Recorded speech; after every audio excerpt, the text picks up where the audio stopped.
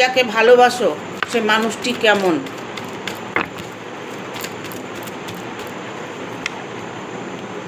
সে মানুষটি অত্যাধিক একজন লোভী মানুষ।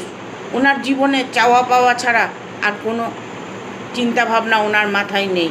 উনি তোমাকে মোটেও ভালোবাসে না, তোমাকে শুধু ইউজ করছে।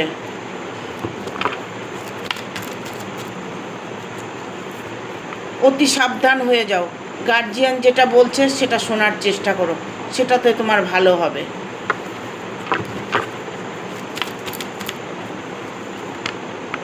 তোমার জীবনে সামনের জীবনগুলি খুব ভালো একটা সময় আসতে চলেছে, কারণ তোমার জীবনে নতুন কোনো মানুষ, ইভেন আর্নিং দিক থেকে তুমি অনেকটাই এস্টাবলিশ হতে পারবে।